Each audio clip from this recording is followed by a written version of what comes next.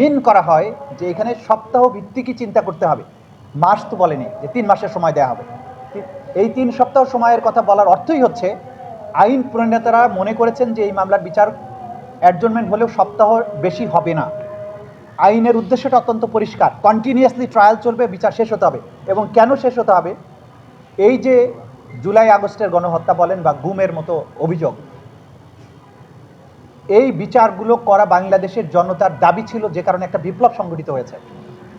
এই বিপ্লবের যে ডিমান্ড, এই রাষ্ট্র, এই সরকার এখন একটা বিশেষ পরিস্থিতিতে দায়িত্ব নিয়েছে, তাদের উপর একটা প্রধান দায়িত্ব হচ্ছে বিচার করা। বিচার মানে বিচারের মতো করেই করা। সেখানে আইন যেখানে খুবই ক্যাটাগরিক্যালি বলেছে যে এই নির্দিষ্ট সময়ের মধ্য দিয়ে বিচার করতে হবে, সেই সময়ের বাইরে যাওয়ার সুযোগ তো নেই। সেখানেও সর্বোচ্চ সুবিধা ডিফেন্সকে দেওয়া হয়েছে 3 সপ্তাহের জায়গায় 7 সপ্তাহ, 8 সপ্তাহ। এখন তো তারা 8 সপ্তাহ সময় এনজয় করছেন। এরপরে আমরা তাড়াহুড়া করছি, এই অভিযোগ শুধু মিথ্যাই নয়, এটা বিশেষ উদ্দেশ্য প্রণোদিত, যাতে বিচারটা আমরা করতে না পারি। আমরা ডিফেন্সের যে ধরনের রাইটস আইন অনুযায়ী আছে সবই তারা এনজয় করছেন। তারা যদি আইনের বাইরে কোনো কিছু চান এবং সেটা যদি না পান, তখন যদি প্রশ্ন তোলেন, তখন তাদের উদ্দেশ্য নিয়েই আমরা প্রশ্ন তুলব। মানে কি প্রসিকিউটর গুমের যে আপনারা শত শত এবং হাজার হাজার যে শব্দটা ব্যবহার করেন, আসলে স্পেসিফিক ট্রাইব্যুনালে এখন পর্যন্ত কত অভিযোগ আছে গুমের?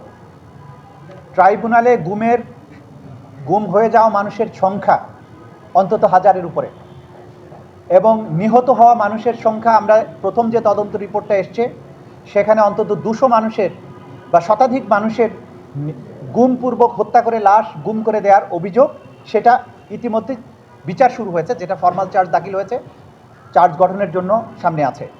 আরও 500 থেকে 1000 যাদেরকে হত্যা করা হয়েছে এরকম বিষয়ের তথ্যাদি তদন্ত সংস্থার কাছে আছে, যেগুলো তদন্ত চলমান আছে। সুতরাং আমরা যা কিছু বলছি প্রত্যেকটাই এভিডেন্স নির্ভর, এবং যখন আমরা এগুলো রিপোর্টগুলো সব কিছু আসবে তখন আমরা এক এক করে দেখাবো। এটা নিয়ে কোনো ধরনের প্রশ্ন তোলার সুযোগ নাই। বাংলাদেশে কত হাজার মানুষ গুম হয়েছে, বাংলাদেশের মানুষের কমন নলেজ এটা আছে, গুম কমিশনের রিপোর্ট আছে। বাংলাদেশে আপনারা খোঁজ নেবেন, ভিকটিম যারা গুমের পরিবার আছে তারা যখন কথা বলে তাদের কথা শুনবেন, তাহলে বুঝতে পারবেন বাংলাদেশে আসলে কত মানুষ গুম হয়েছে।